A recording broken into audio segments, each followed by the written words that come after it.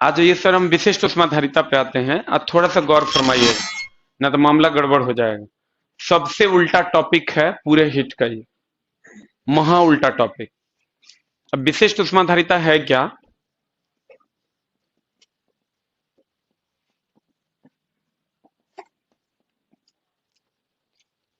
Specific heat capacity. ये कहता है सर,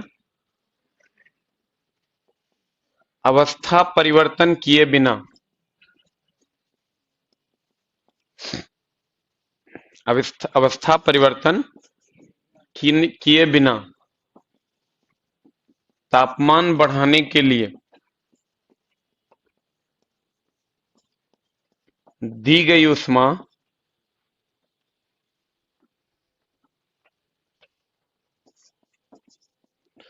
विशिष्ट ऊष्माधारिता कहलाती है। विशिष्ट ऊष्मा धारिता कहलाती है। ठीक है।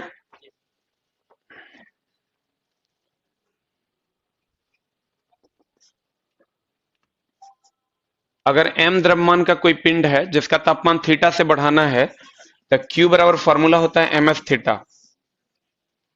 Q बराबर फॉर्मूला क्या होता है सर? Q बराबर फॉर्मूला होता है ms थीटा। ठीक है। m क्या है सर? द्रव्यमान। s क्या है? m सर Q दी गई ऊष्मा है। s विशिष्ट ऊष्माधारिता है।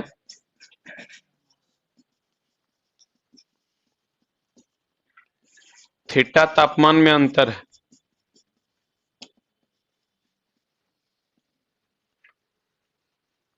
s का जब यूनिट की बात करोगे, देखिए पहले तो कंडीशन देख लीजिए।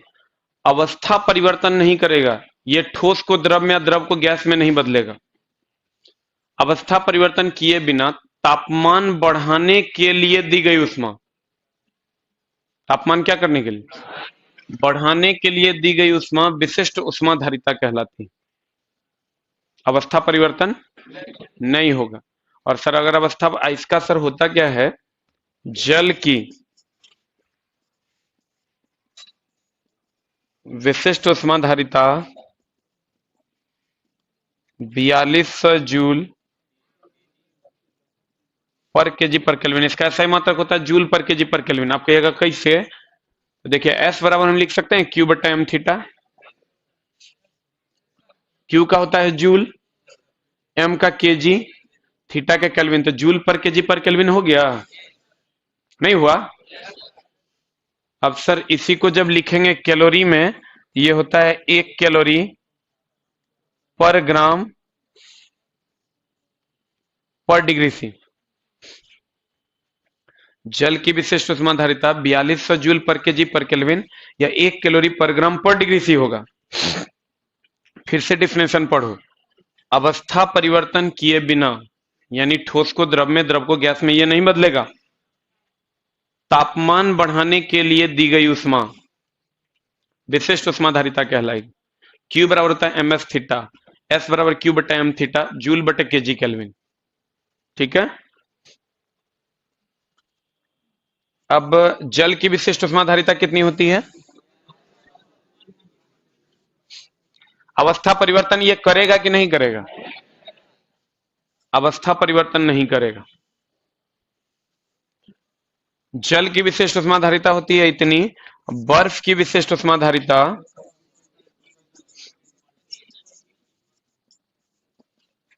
होता है 2100 जूल पर केजी पर केल्विन।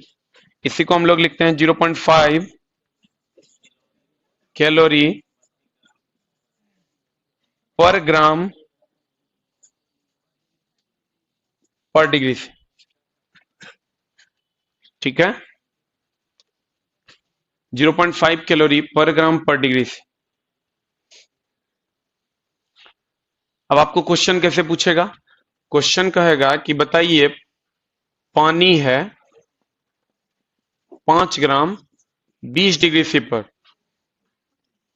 अवस्था परिवर्तन नहीं करना है, पानी को 5 ग्राम 30 डिग्री सी पर ले जाने के लिए कितनी ऊष्मा देनी पड़ेगी?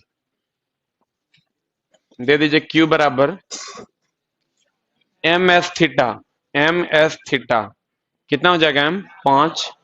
एस की अगर बात करोगे तो ये ग्राम डिग्री सी में है, तो आपको पानी है तो पानी की विशिष्ट ऊष्मा धारिता लेनी होगी ग्राम डिग्री सी में। ग्राम डिग्री सी में कितना है? एक ना। ग्राम डिग्री सी में कितना है? एक। तो यहाँ वैल्यू लेना होगा एस का एक। थीटा तापमान में अंतर है, 30 में से 20 गया 10। कितना हो जाएगा? 50 कैलोरी इज द आंसर।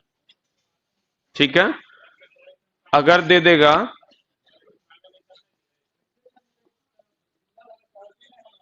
आई ओई mister Tiwari, mister Tiwari, why you are shouting? 5 gram -20 degree C पर आई बर्फे रहेगा सर। आई 5 ग्राम है, मान लो -10 डिग्री सी तक ले जाना है, तो यहां भी लगेगा क्यू बराबर एम एस थीटा। जो उष्मा देंगे -20 को -10 तक ले जाना है तो उष्मा देना ना पड़ेगा। तो क्यू बराबर एम एस थीटा। एम कितना है? एस बर्फ की विशिष्ट उष्मा धारिता। कैलोरी ग्राम वाला लगेगा ना। 0.5 थीटा।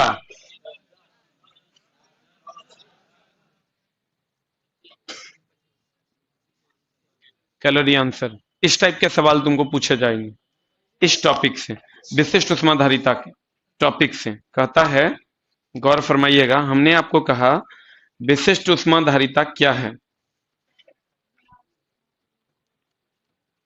विशिष्ट उष्माधारिता की अगर बात करें तो हम कहते हैं अवस्था परिवर्तन किए बिना,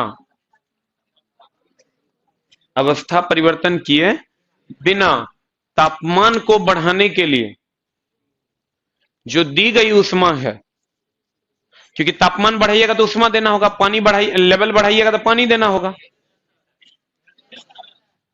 कहता है विशिष्ट उष्माधारिता, किसी पदार्थ की विशिष्ट उष्माधारिता उस पदार्थ के एकांक द्रव्यमान के ताप को एकांक से बढ़ाने के लिए दी गई उष्मा विशिष्ट उष्माधारिता कहलाती है।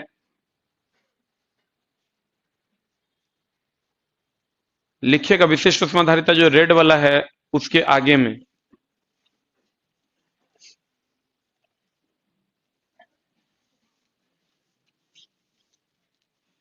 लिखिएगा अवस्था परिवर्तन किए बिना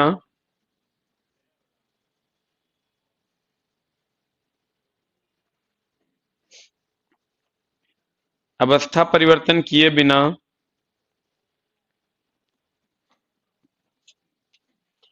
तापमान को बढ़ाने के लिए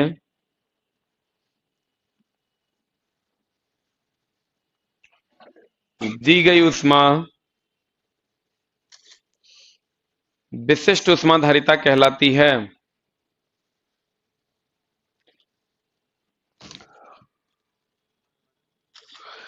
विशिष्ट उष्माधारिता कहलाती है। कौन उष्माधारिता कहलाती है? विशिष्ट उष्माधारिता कहलाती है। अब देखिए, ये अवस्था परिवर्तन किए बिना के अवस्था परिवर्तन करने के लिए खाली तापमान को बढ़ाता है, तो कहता है जनाब वहीं पर बगल में ई और ये एग्जाम्पल लिख लीजिए। ये एग्जाम्पल जगह है बगल में और ये एग्जाम्पल दोनों लिखिए।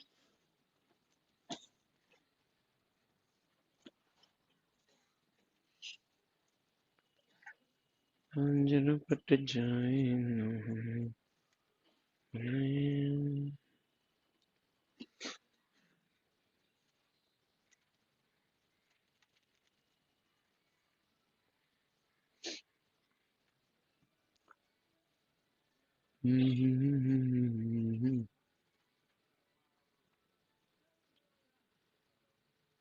हेमंत जी, आपका सवाल है sir difference between latent heat and specific heat. बता देंगे, बर्दाश्त कीजिए।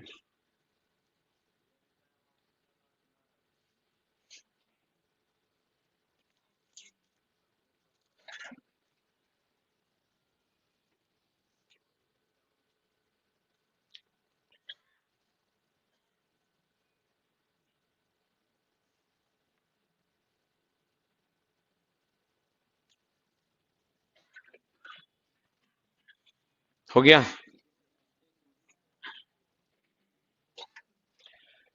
हो गया।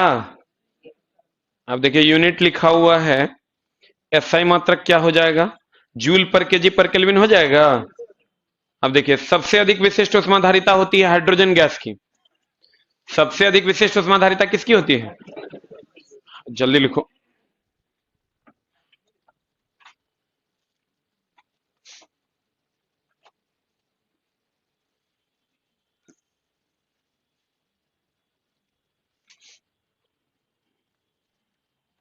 हो गया? बड़ा उल्टा टॉपिक है, एकदम आराम से पढ़ने का चीज है ना, तो गड़बड़ हो जाएगा। अब देखिए, कहता सबसे अधिक विशिष्ट ऊष्माधारिता किसकी होती है? हाइड्रोजन गैस की। कितनी होती है उसका कोई माई बाबू नहीं है। उसके बाद होती है जल की, 4200 जूल पर केजी पर केल्विन, जो कि अभी हमने लिखा भी है। जल की विशिष्ट ऊष्माधारिता देखिए लिखे हैं 4200 जूल पर केजी पर केल्विन, लिखे हैं। कहता है सबसे अधिक विशिष्ट ऊष्माधारिता लगभग उसको काट दो, लगभग 4200 जूल पर केजी पर केल्विन। हाँ काटिए ना। वहां जो लिखा है ना सबसे अधिक विशिष्ट ऊष्माधारिता लगभग 4200 जूल पर केजी पर केल्विन, वहां काट दीजिए। हाइड्रोजन गैस की होती है तथा उसके बाद पानी किया, वहां ब्रैकेट में लिखिए 4200 जूल पर केजी पर केल्विन।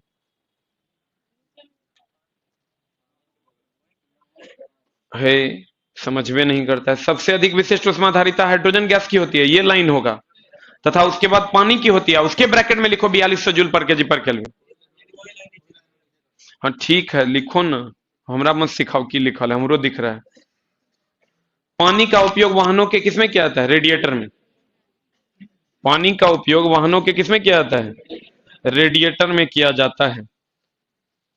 खाना बनाने वाले बर्तनों की विशिष्ट ऊष्माधारिता तथा उसमें चालकता अधिक होती है। यहां थोड़ा सा मामला तो हर गड़बड़ हो जाएगा।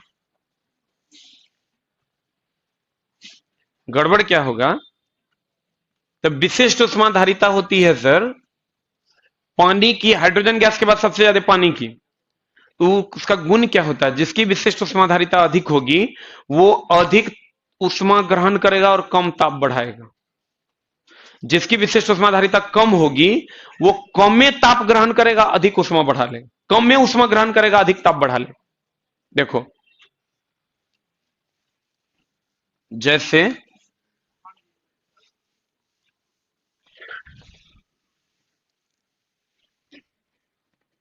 अगर विशिष्ट ऊष्माधारिता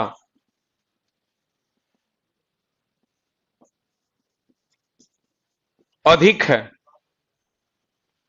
ये कम ऊष्मा लेगा। हाँ अधिक ऊष्मा लेगा,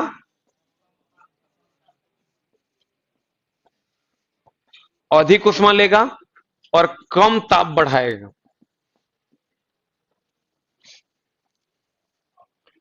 अगर विशिष्ट ऊष्माधारिता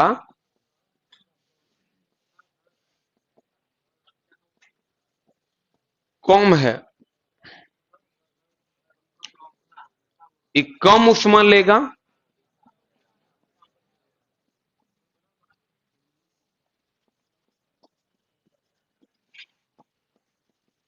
अधिक ताप बढ़ाएगा। आप कहेगा समझे नहीं सर, समझना पड़ेगा। क्वेश्चन में ऑप्शन ही ऐसा रहेगा ना, आपको दे देगा बताइए पानी की विशिष्ट ऊष्माधारिता अधिक होती है, कम होती है, खाना बनाने वाले बर्तन की विशिष्ट ऊष्माधारिता अधिक होती है, कम होती है, वगैरह वगैरह दे देगा। आपको यह जानना है कि पानी अधिक ऊष्मा लेता है और कम ताप बढ़ाता है, इसका मतलब उसकी विशिष्ट ऊष्माधारिता क्या है? अधिक। खाना बनाने वाला बर्तन वो कम में ऊष्मा लेगा, अधिक ताप बढ़ा देगा, तो उसकी विशिष्ट ऊष्माधारिता क्या होती है? कम। यहां इसका एग्जाम्पल हो गया पानी, और इसका एग्जाम्पल हो गया बर्तन। इसको लिख लीजिए कहीं पर।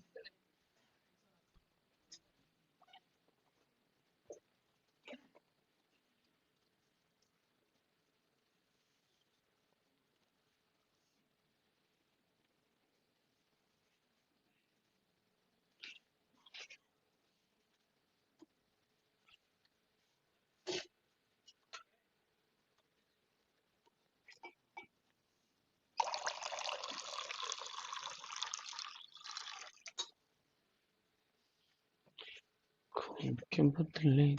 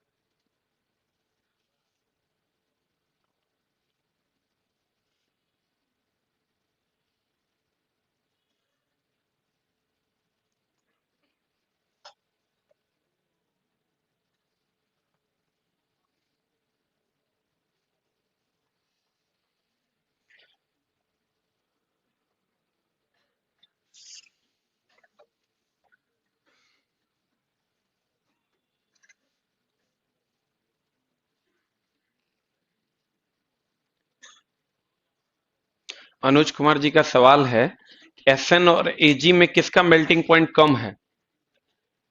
एसएन बोले तो टीन और चांदी में किसका गलनांक कम है? टीन का कम है और चांदी का ज्यादा। एक और सवाल है,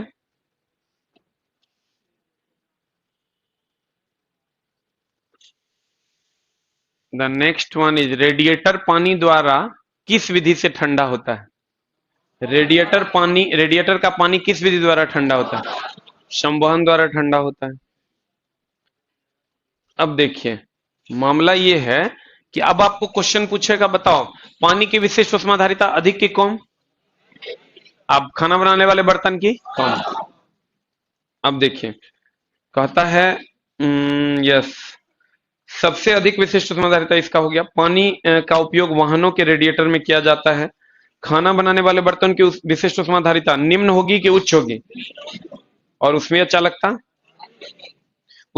क्या होगी? हाँ, अधिक होती है।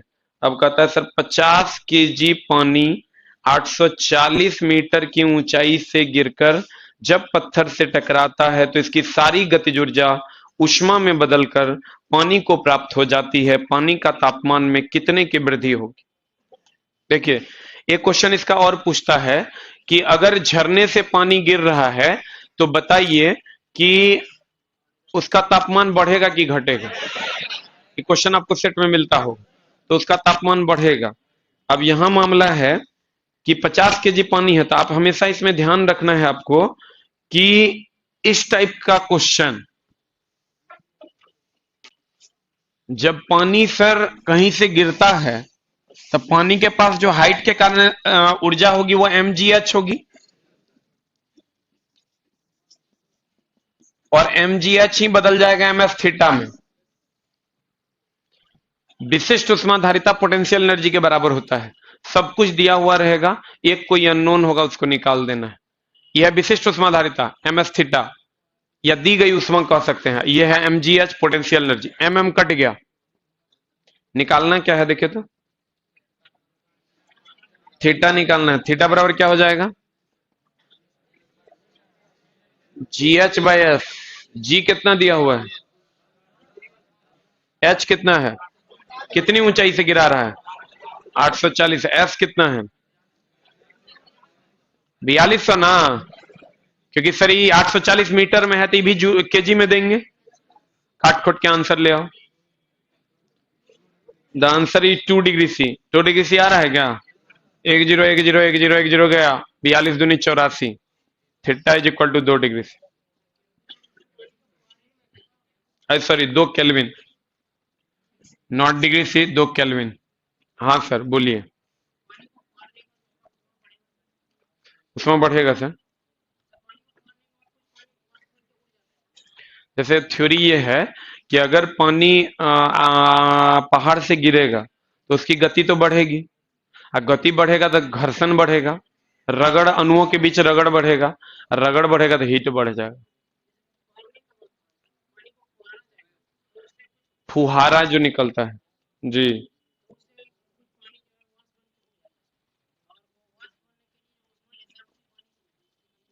वो तो दूसरा थ्योरी आप लगा रहे हैं।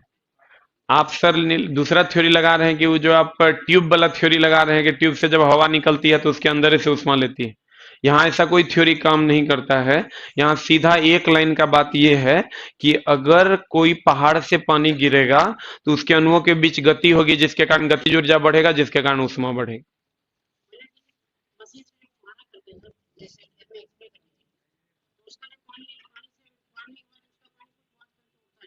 ठीक है, वो हम कहाँ नहीं मान रहे। जब ये आप सर उसमें दाब घटा, उसमें नोजल यूज करते हैं हम, जो फव्वारा लगाते हैं, तो नोजल का सिद्धांत यही है कि वह दाब को घटा के गतिज ऊर्जा बढ़ा देता है।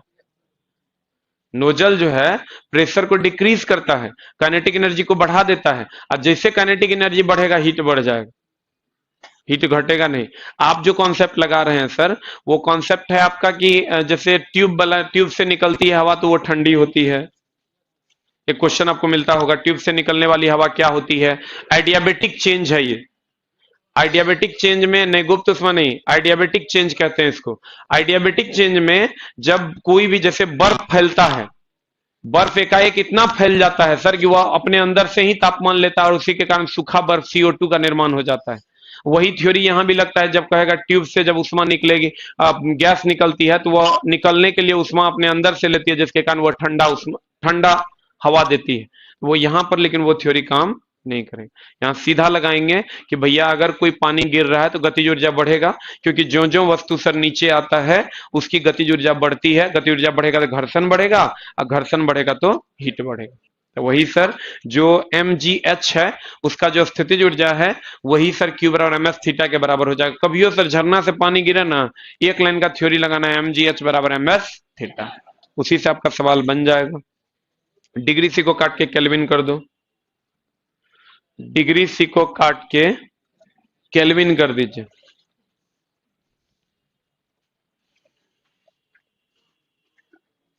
कर दिए।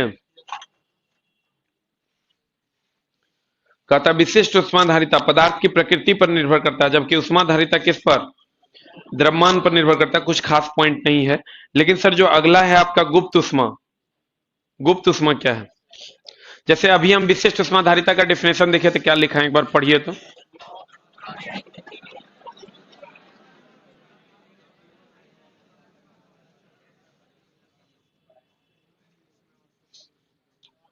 विशिष्ट उष्माधारिता का हम डेफिनेशन लिखाए हैं आपको कि अवस्था परिवर्तन किए बिना तापमान को बदलने के लिए दी गई उष्मा विशिष्ट उष्माधारिता कहलाती है। यही लिखाए हैं। अब गुप्त उष्मा ऐसा नहीं है।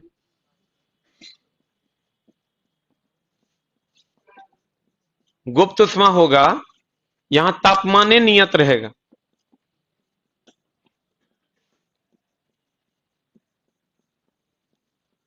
तापमान नियत रखते हुए अवस्था को बदलने के लिए दी गई उष्मा गुप्त उष्मा कहलाती है।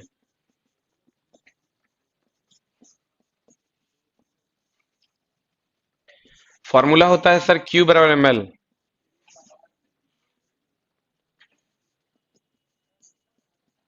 Q दी गई उष्मा है,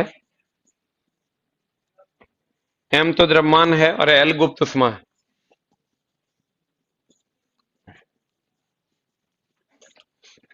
L का यूनिट क्या हो जाएगा सर? L बराबर Q बटा M। क्या होगा बताइए? Q का हो गया उष्मा है तो जूल, M द्रव्यमान है तो जूल पर केजी हो जाएगा। अगर CGS में बताएंगे तो कैलोरी पर ग्राम हो जाएगा।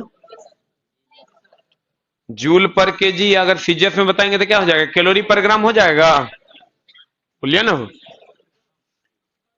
अब सर तापमान नियत रखेंगे और तब अवस्था को बदलने के लिए दी गई उष्मा। तापमान को नियत रखते हुए अवस्था को बदलेंगे, यानी पानी, बर्फ है तो पानी बदल देंगे, अब पानी है तो जलवाष्प में बदल देंगे, लेकिन तापमान नियत रखेंगे। हमको बताओ कितना डिग्री सी पर के बाद बर्फ पानी बन जाएगा और कितना डिग्री सी के बाद जल जलवाष्प बन जाएगा? 100।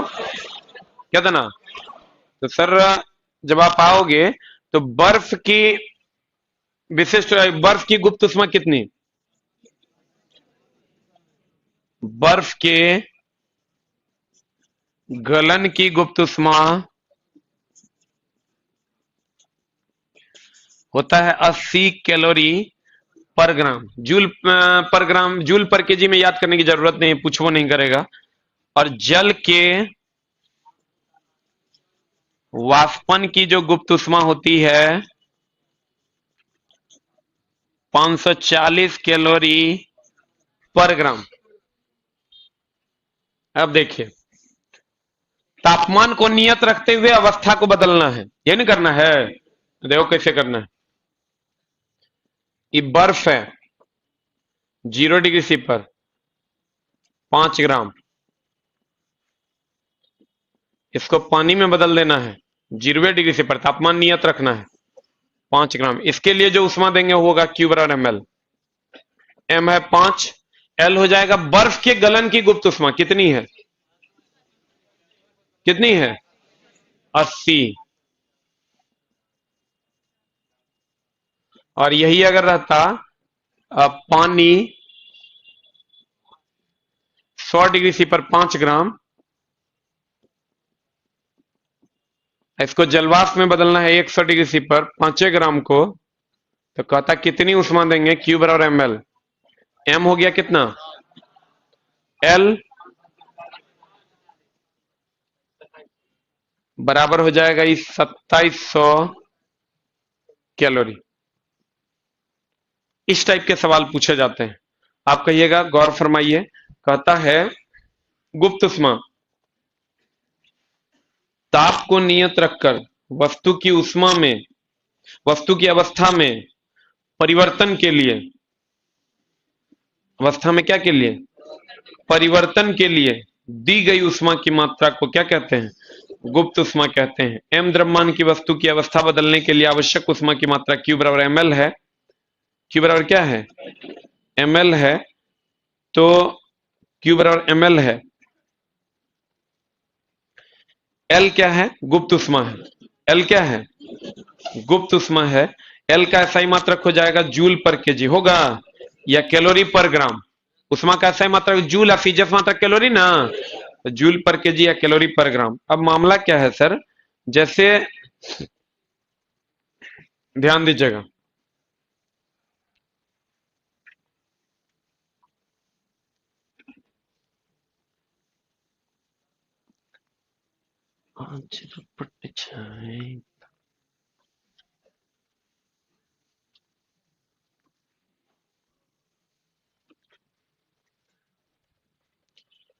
अगर आपको दे दिया,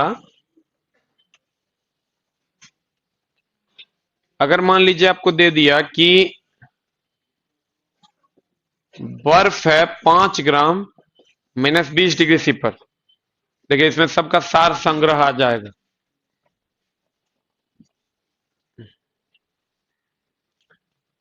और इसको बदल देना है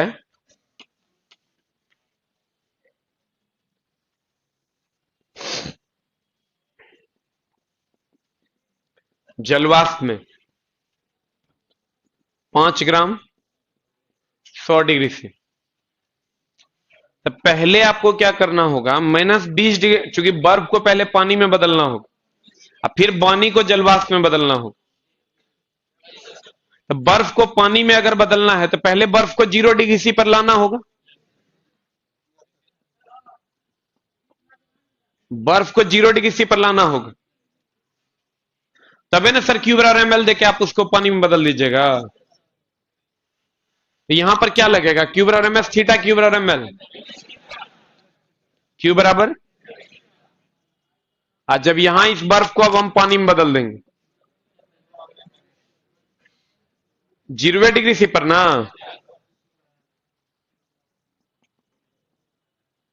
क्यू बराबर एम एल। अभी पानी को पानी में रहने दो, 5 ग्राम को अब बदल दो 100 डिग्री सी पर, तब ना 100 पर ले जाएंगे तब ना जलवाष्प बनेगा। कितना लगेगा, क्यू बराबर एम एफ थीटा क्यू बराबर एम एल। अब फिर इसको सर बदल दो जलवाष्प में, तो यहां क्या लगेगा,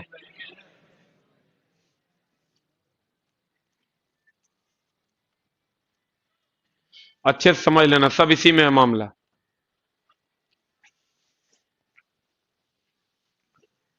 कहता है 5 ग्राम बर्फ है -20 डिग्री सी पर, इसको इतना में बदलना था। तो पहले बर्फ को जल में बदलना होगा, तो बर्फ को जल में बदलने के लिए पहले बर्फ को 0 पर लाना होगा, अब तब 0 पर Q बराबर ml देके जल में बदल देंगे। अब जल को जलवाष्प में बदलना है तो पहले जल को 100 पर लाना होगा, बोलिए ना। 100 पर लाने के बाद Q बराबर ml देके जलवाष्प में बदल देंगे। अब सब कैलकुलेशन वैसे ही करेंगे। Q बराबर ms थीटा है, m है 5, s बर्फ की विशिष्ट उष्माधारिता 0.5 और थीटा है तापमान में अंतर, कितना आ जाएगा? 25 25 दूनी 50 कैलोरी होगा। यहां लगाओगे Q बराबर ml, m कितना है 5, l बर्फ के गलन की गुप्त उष्मा 80, यहां लगाओ Q बराबर mf थीटा 5, f कितना है पानी के विशिष्ट उष्माधारिता 1, सही है। गुना तापमान में अंतर,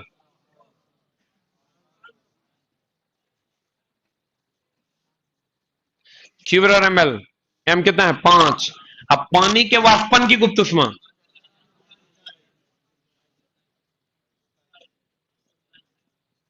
अब सबको जोड़ देंगे, उतने उष्मा खर्च हुआ बर्फ को इतना से इतना तक पहुंचा नहीं, बोलेंगे जे आएगा उत्तर हो जाएगा। क्लियर? अगर आपको बर्फ से जलवाष्प की ओर जाना है तो पहले बर्फ को 0 डिग्री सी पर लाइए, उकरा से फिर जल बनाइए, और जल को फिर 100 पर लाइए, फिर उससे जलवाष्प बनाइए।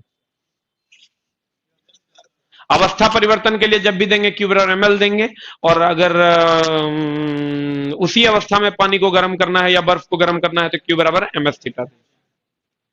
सही है गलत है? पढ़िए, देखिए आपके सामने किया हुआ है।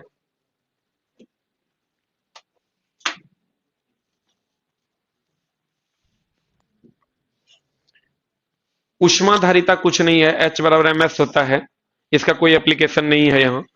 किसी वस्तु के ताप को एकांक से बढ़ाने के लिए आवश्यक उष्मा की मात्रा उस वस्तु की उष्माधारिता कहलाती है।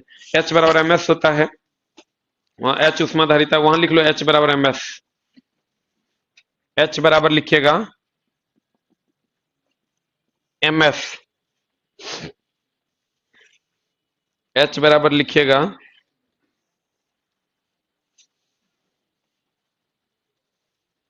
ms, लिखे।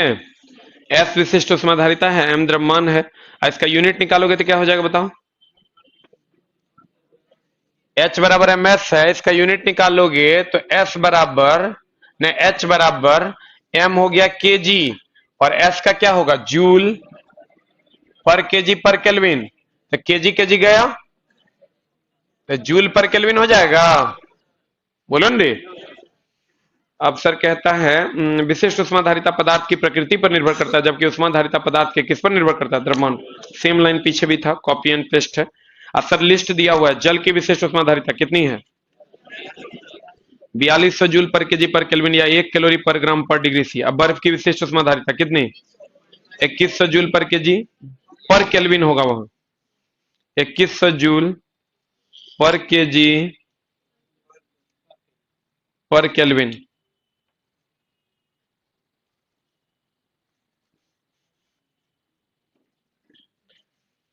0.5 कैलोरी पर ग्राम पर डिग्री सी। 1 कैलोरी बराबर कितना? 4.18 जूल या 4.2 जूल होता है। 1 ब्रिटिश थर्मल यूनिट बराबर 252 कैलोरी। बर्फ के गलन की गुप्त उष्मा कितना? 80 कैलोरी पर ग्राम, या 3.36 × 5 जूल पर केजी, सही है।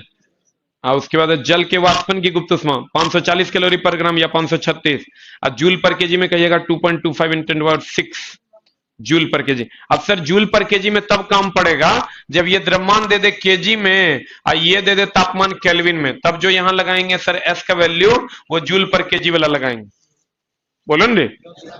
अगला सवाल देखिए क्या है, एक सवाल और है, इधर होगा कहीं,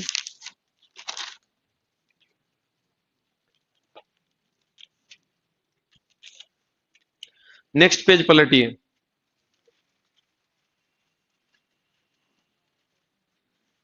पलटे, पेन नंबर 248 पलटे हो। कहता है 1 केजी जल का तापमान 30 डिग्री सी से 80 डिग्री सी करने के लिए आवश्यक उष्मा। बताओ की करना है। जले का ताप 30 से 80 कर रहा है, इसका मतलब क्यू बराबर एम एस थीटा की क्यू बराबर एम एल, क्यू बराबर, गड़बड़ है का, क्यू बराबर एम एस थीटा ना, लगा देंगे। एम दिया हुआ है कितना 1 केजी, उसको 1000 कर लो। बोलवे नहीं करेगा। कह रहा है, क्या कह रहा है, के लिए आवश्यक उष्मा का मान कितना होगा। एकदम सिंपल है सर, केजी कैलोरी। मामला देखो क्या है, अगर हम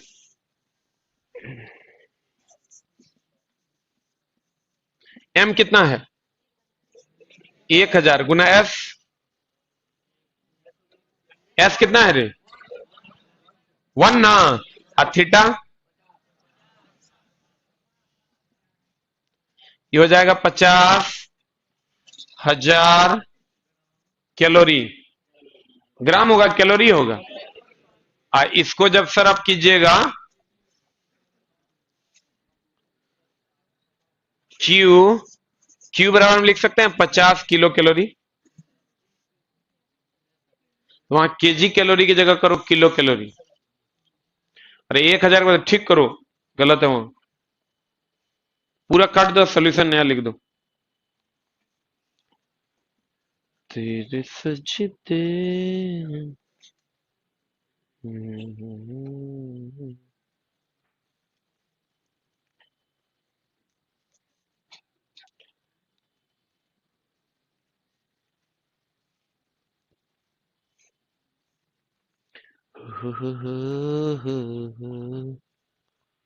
तुम भी कहो। इलेक्ट्रॉनिक मैकेनिक वाले जो लोग हैं, अजीत जी, आप टॉप रैंकर्स से फोन कीजिए, वो आपको बता देंगे। गौरव सर का वीडियो अवेलेबल हो गया है, आपको वीडियो मिल जाएगा। आप टॉप रैंकर्स को फोन कीजिए, बोलिए इलेक्ट्रॉनिक्स का जो बचा हुआ क्लास है अभी 9 से 10 में लाइव चल रहा है। अजीत जी 9 से 10 में लाइव चल रहा है, आप टॉप रैंकर्स को फोन कीजिए, वो आपको आपकी मदद कर देंगे।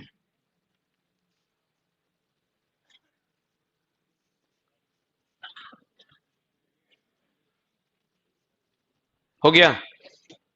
अब देखिए सर, क्यू बराबर एम एस थीटा लगाए हम, कुछ नहीं किए। एम 1000 1 केजी दिया था, 1000 ग्राम कर दिए, एस 1 कर दिए, थीटा 50 हो गया, 50,000 आया तो आंसर हो गया 50 किलो कैलोरी। अगला सवाल क्या है, -20 डिग्री सी ताप पर रखे 5 ग्राम बर्फ। ई दे दिया -20 डिग्री सी पर 5 ग्राम बर्फ, कितना पर ले जाना है 100 डिग्री सी पर वाष्प में परिवर्तित करना है। यही तो हम बनेबे किए, यही बनाए हो। 100 डिग्री सी पर वाष्प में थी, सबको जोड़ दो आंसर आ जाएगा। बोलवे नहीं करेगा। तो राइट आंसर कितना हो गया 3650 होगा। फिर कह रहा है 0 डिग्री सी पर 1 किलोग्राम बर्फ को, अब यहां से शुरू किया है, यहां से ई वाला स्टेप खत्म है, हम भी यहीं से शुरू करते हैं। 0 डिग्री सी पर 1 किलोग्राम बर्फ है, कितना बर्फ है 1 केजी, 1 केजी हो गया मतलब 1000 ग्राम हो गया।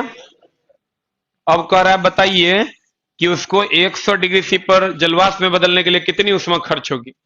यही क्वेश्चन कह रहा है 1000 ग्राम। वहां पर जब आप सॉल्यूशन में जाइएगा, इसमें थोड़ा सा मिस्टेक है, 1 ग्राम कर दो, केजी के जगह पर 1 ग्राम कर दो, मिस्टेक से लिखा गया है 1 ग्राम करो ना क्वेश्चन में। 1 केजी से भी बनेगा तो 1000 का लफड़ा हो जाएगा, 1 ग्राम है। हो गया, बनेगा सवाल नहीं बनेगा रे, कैसे बनेगा बताओ। पहले तो इस 1 ग्राम को 0 डिग्री सी को लेके जाएंगे हम, 1 ग्राम 0 डिग्री सी पानी में बदलेंगे, डायरेक्ट यहां पानी में बदल देंगे, ऑलरेडी 0 डिग्री सी पर है। तो क्यू बराबर क्या लगा देंगे एम एल, यहां क्या लगाएंगे, फिर ए 0 डिग्री सी को 100 डिग्री सी में, क्यू बराबर एम एस थीटा, फिर यहां क्या बदलेंगे, आंसर आ जाएगा, तीनों को जोड़ देंगे निकाल के। क्या हो तकलीफ है तो हम सॉल्व कर देंगे। हो जाएगा। नेक्स्ट, बैक आ जाइए सर। ऐसा ही सवाल और भी है आगे दिया हुआ, आप उसको भी एंजॉय कर सकते हैं।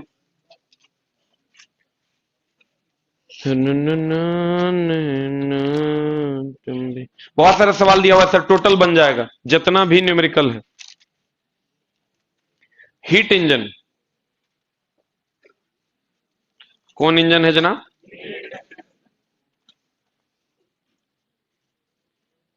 आप कहिएगा सर हीट इंजन क्या है? तो हीट इंजन हम कहते हैं सर उष्मा इंजन, वह इंजन जो उष्मा को कार्य में बदल दे। जैसे आपका कार वगैरह है, उसको वह उष्मा को किसमें बदल देता है? कार्य में बदल देता है। उष्मा को किसमें बदल देता है? उसको आप गरमाते हैं तो उष्मा देते हैं, वो आग लगता है उसमें, उष्मा को कार्य में बदल देता है। उसको हम डीजल इंजन, पेट्रोल इंजन, सारा हीट इंजन है। सारा का सारा क्या है? Heat engine. कहता है उष्मा इंजन, यह एक ऐसी युक्ति है जो उष्मा ऊर्जा को कार्य में बदल देती है। जो उष्मा ऊर्जा को किसमें बदल देती है? कार्य में बदल देती है। एग्जाम्पल हो गया पेट्रोल इंजन और डीजल इंजन।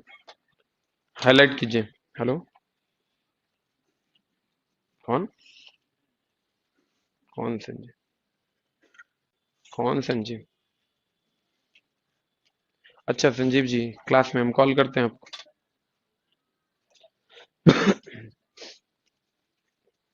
अब देखिए सर, यदि कोई उष्मा इंजन टी ताप पर, मामला क्या है कि आपको उष्मा इंजन का दक्षता का क्वेश्चन पूछेगा। कैसा क्वेश्चन पूछेगा वो भी हम दिए दिए हैं नीचे। अगर आपको दे दे कि अगर कोई इंजन T1 ताप पर Q1 उष्मा लेता है और T2 ताप पर Q2 उष्मा दे देता है,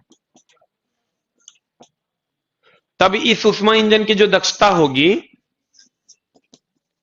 Q1 माइनस Q2 बटा Q1 गुना 100, या T1 माइनस T2 बटा T1 गुना 100, ये फॉर्मूला होता है।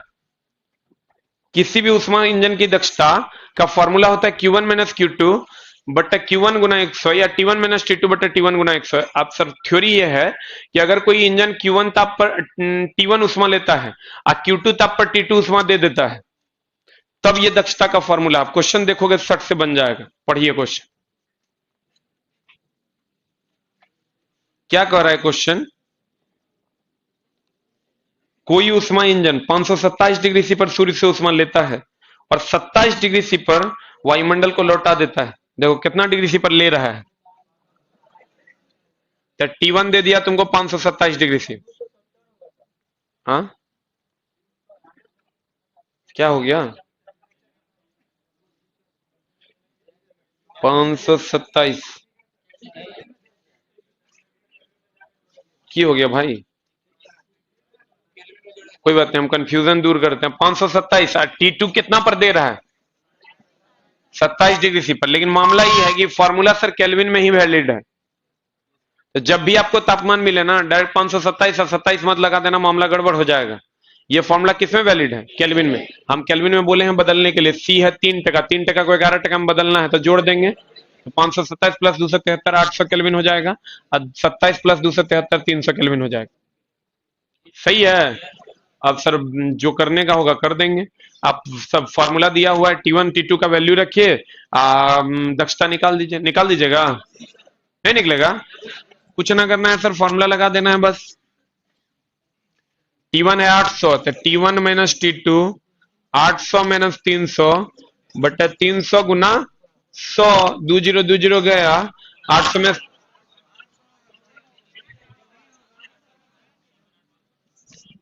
800 में 300 गया 500, 500 बटा 8, आप परसेंटेज निकाल दो, आंसर आ जाएगा। कितना आ जाएगा? जे आएगा वही उत्तर हो जाएगा।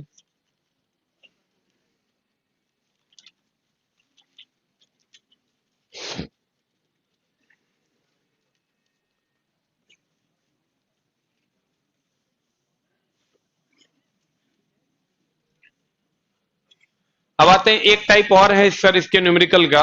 इसका न्यूमेरिकल जब आप घर पे जाके बनाओगे सर, तो A to Z न्यूमेरिकल अब आपसे बनेगा मेरे ये बताने के बाद। हो सकता है एक आध दो लसक जाएगा, तो उसके लिए हम हैं, हम आपकी मदद कर देंगे।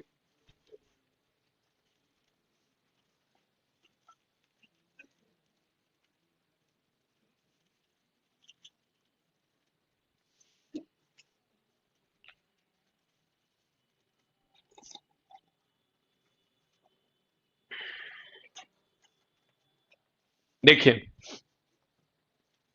मिश्रण वाला जो भी क्वेश्चन आएगा उसको बनाने का एकदम सिंपल सा तरीका है।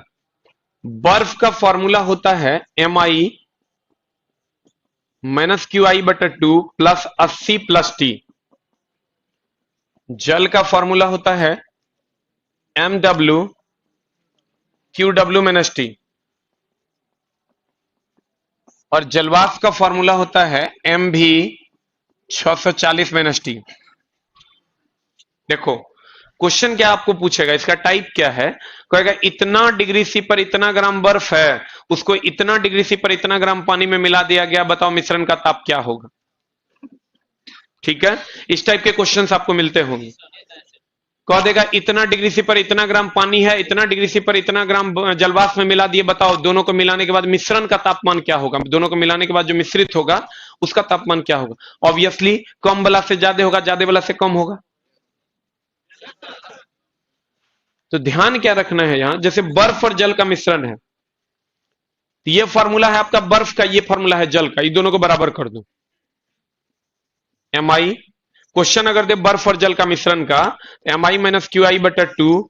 जैसे आप क्वेश्चन पढ़ो, केस नंबर 1 बर्फ और जल का मिश्रण है, बोलो ना, वहां ब्रैकेट होगा सर, Mi के बाद होल में ब्रैकेट होगा, होल में ब्रैकेट होगा, कर दिए हैं। Mi क्या है, बर्फ का द्रव्यमान। QI क्या है, बर्फ का तापमान। MW क्या है, W बोले तो वाटर, I बोले तो आइस, जल का द्रव्यमान। QW है जल का तापमान, T है मिश्रण का ताप। सर हमको ये बताइए, बर्फ और जल को मिलाइएगा कभी भी तापमान बर्फ बनेगा कि जल बनेगा? तो जल बनेगा तो कभी भी तापमान निगेटिव में आएगा क्या? निगेटिव में आएगा तो बर्फ फिर आ जाएगा। अगर निगेटिव में तापमान आए तो आंसर 0 डिग्री सी होगा। कितना डिग्री सी होगा? कहता है यदि मिश्रण का ताप निगेटिव में आए तो उत्तर 0 डिग्री सी होगा। अब देखिए क्या कर रहा है क्वेश्चन, 20 डिग्री सी पर 25 ग्राम बर्फ को 60 डिग्री सी वाले 200 ग्राम पानी में मिलाया जा रहा है, तो मिश्रण का ताप क्या होगा? किसको किसको मिला रहा है? बर्फ और, तो दोनों फॉर्मूला को बराबर कर लो। MW mass of the water, QW minus T, दोनों फॉर्मूला को बराबर कर लो। सब कुछ दिया हुआ है, T का मान मांग रहा है, निकाल दो।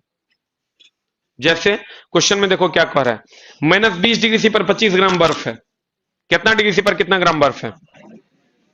MI mass of the ice देखो तो कितना दिया है, 25 gram. Q of the ice, temperature कितना दिया है इसका, हाँ minus 20 degree C. Mass of the water कितना दिया है, कितना दिया है, 200 gram. Q of the water कितना दिया है, T का मान मांग रहा है। देखो तो एक इक्वेशन एक अननोन नहीं बनेगा, सबका वैल्यू ले जाके पुट कर दो, T का मान निकाल लो। MI कितना है, 25, लिख दो 25। QI है माइनस 20, लिख दो माइनस 20, माइनस माइनस प्लस हो जाएगा, प्लस 80 है, प्लस T निकालना ही है। MW है 200, लिख दो 200। QW है तुमको 60, लिख दो 60। T का मान निकाल लो, एक को अननोन है, बोलो न रे, आंसर हो जाएगा। बोल में नहीं करेगा। दूसरा टाइप देखो क्या है, सेकेंड टाइप देखो किसको किसको मिला रहे हैं, बर्फ और जलवाष्प को। भैया बर्फ और जलवाष्प को मिला रहा है, दोनों को बराबर करो। MI minus QI/2 plus 80 plus T बराबर MV 640 माइनस T है। क्वेश्चन पढ़ो, 0 डिग्री सी पर 800 ग्राम, 0 डिग्री सी पर 800 ग्राम बर्फ है, यानी मास ऑफ द आइस कितना है, 800 ग्राम। Q ऑफ द आइस कितना है, 0 डिग्री सी। 100 डिग्री सी पर 200 ग्राम जलवाष्प में, यानी मास ऑफ द वेपर कितना है, कितना, 200 gram. Q of the vapour का तो कोई काम ही नहीं है, 100 डिग्री सी। T का मान निकालना है, बताओ निकलेगा, नहीं निकलेगा? सबका वैल्यू पुट कर देंगे, आंसर नहीं आएगा, नहीं आएगा सर बोलिएगा, कहीं कोई दिक्कत नहीं, हम कर देंगे, सॉल्व भी किया हुआ है, बोलो न रे। अब T का मान निकल जाएगा, जो निकला 64 डिग्री सी आंसर हो जाएगा। लेकिन अगर जल और जल को मिलाते हैं तो ध्यान रखना है थोड़ा सा कुछ बात को। अगर आप वाटर और वाटर को मिलाते हैं, ध्यान खाली क्या रखना है, एगो वाटर होगा सर कम टेम्परेचर लो टेम्परेचर पर, एगो वाटर होगा सर हाई टेम्परेचर पर। बोलिए ना हो। तो देखो अगर लो टेम्परेचर पर होगा तो इसका क्यूएल मान लेते हैं, इसका द्रव्यमान को एमएल मान लेते हैं, इसके क्यूएच मान लेते हैं, इसको एमएच मान लेते हैं। लो टेम्परेचर पर उष्मा, लो टेम्परेचर पर द्रव्यमान, हाई टेम्परेचर पर उष्मा, हाई टेम्परेचर पर द्रव्यमान, कुछ ना कुछ दिया हुआ रहेगा। बताओ ये दोनों को जब मिलाएंगे तो मिश्रण का ताप इसके बीच में आएगा। ऐसा इक्वेशन लिखो कि हर हमेशा वैल्यू पॉजिटिव आए। अगर ये 30 होगा और ये 60 होगा तो ये दोनों के बीच में ये 40 होगा। बोलबे नहीं करेगा। तो इक्वेशन देखो क्या लिखेंगे, ml, क्योंकि इक्वेशन है mw qw माइनस टी, तो mass of at lower temperature. उसके बाद qw माइनस टी लिखना है, इसका उष्मा माइनस मिश्रण का ताप, लेकिन हम लिखेंगे यहां T माइनस QW QL, क्या कि QL माइनस टी कर दोगे ना माइनस में आ जाएगा, बड़का में छोटका को हटाएंगे यानी T माइनस QL। फिर जब इस साइड वाला के लिए लिखोगे तो MH, यहां तो यही बड़ा है, यहां लिखेंगे हम QH माइनस टी। अब क्वेश्चन देखो कैसे सेट करते हैं, जल और जल का मिश्रण, देखिए MW T minus QW, MH QH minus T. ML क्या है, निम्न लोअर, L बोले तो लोअर निम्न ताप वाले पानी का द्रव्यमान, MH उच्च ताप वाले पानी का द्रव्यमान, QL निम्न ताप है, QH उच्च ताप है, T मिश्रण का ताप है। देखो क्या दिया है क्वेश्चन, 30 डिग्री सी पर 2 किलोग्राम पानी है, 30 डिग्री सी पर 2 किलोग्राम पानी यानी 2000 ग्राम को 80 डिग्री सी वाले 500 ग्राम पानी में मिलाया जाता है, तो मिश्रण का ताप क्या होगा, नहीं बनेगा। सबका वैल्यू देल है, देखो ml दिया हुआ है 2000, T माइनस QL दे दिया है 30, MH QH 80 माइनस टी का वैल्यू नहीं निकलेगा। खाली ध्यान ये रखना है कि यहां T माइनस QL करेंगे, बड़का में से छोटका, यहां ये बड़का है तो बड़का में से छोटका। बोलो ना रे, अब बता की होगा। नेक्स्ट है जल और जलवाष्प का मिश्रण, जल और किसका मिश्रण, जलवाष्प का। तो जल और जलवाष्प का मिश्रण देखो कैसे इक्वेशन लगाएंगे, ये जल है, ये जलवाष्प है, ऑब्वियसली जलवाष्प है तो ये 100 डिग्री सी पर होगा और 30 डिग्री सी 40 डिग्री सी कुछ पर होगा, तो मिश्रण का ताप ये दोनों के बीच में होगा। इसके लिए जो फिर इक्वेशन लिखेंगे MW, बताओ T माइनस QW की QW माइनस T, हाँ सर ये ऑब्वियसली ये 40 के अप्रॉक्स होगा या 50 के अप्रॉक्स होगा, तो T माइनस QW ना, that is T minus QW बराबर M भी, यहां तो कोई झोले नहीं है, 640 माइनस टी। क्वेश्चन पढ़िए बन जाएगा, रीड द क्वेश्चन। लेकिन सर हमको ये बताइए, जल और जब जल और जलवाष्प को मिलाइएगा तो जल बनेगा कि जलवाष्प बनेगा, तो जल बनेगा तो अगर 100 से ज्यादा टेम्परेचर आएगा तो 100 डिग्री सी उत्तर होगा। बोलो ना रे, अब लगाओ 25 डिग्री सी पर 800 ग्राम पानी है, यानी एम ऑफ द वाटर दे दिया है 800 ग्राम, क्यू ऑफ द वाटर दे दिया है 25 डिग्री सी। 100 डिग्री सी पर 100 ग्राम जलवाष्प में प्रवाहित होता है। एम भी मास ऑफ द वेपर दे दिया है 100 ग्राम, क्यू भी का तो कोई काम ही नहीं है, लगा देंगे, टी का वैल्यू आएगा नहीं आएगा, देखो ना वैल्यू पुट करो, MW है कितना 800, टी निकालना है, QW है 25 बराबर 100 640 माइनस टी का वैल्यू नहीं निकलेगा, बोलवे नहीं करेगा आंसर, बोलो ना रे। अगर 100 से ज्यादा आएगा तो आंसर क्या होगा 100 डिग्री।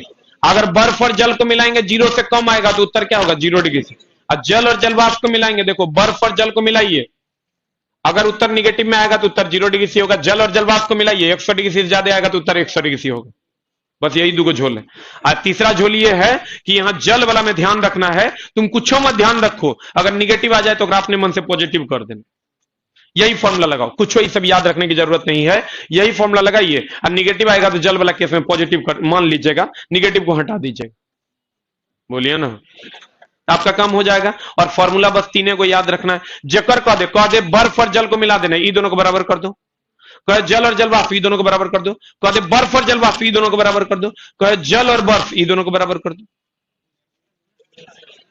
अगर ई दोनों को मिलाते हो बर्फ और जल को, तो हमको पता है टेम्परेचर जब भी आएगा 0 से कम नहीं आएगा, क्योंकि जल बनेगा। अब तो 0 डिग्री सी आंसर होगा। और जल और जल वाष्प को मिलाएंगे तो जल बनेगा, इसका मतलब 100 डिग्री से ज्यादा आएगा तो उत्तर 100 मारेंगे। इसमें अगर निगेटिव नहीं लाएंगे, जब भी लाएंगे क्या लाएंगे? पॉजिटिव। क्लियर है? यही थ्योरी है सर, आपके सामने क्वेश्चन है। और सर आप बताइए हमको कहां पर डाउट है, हम आपकी सहायता कर देंगे। क्लियर है? बोलो ना रे। अगला सवाल देखो तो अगले पेज में जो दिया हुआ है 25 डिग्री सी पर किसी छड़ की लंबाई। अब आपसे सर एक एक न्यूमेरिकल बनना चाहिए हीट का। आप एक बार बना के ट्राई करिएगा।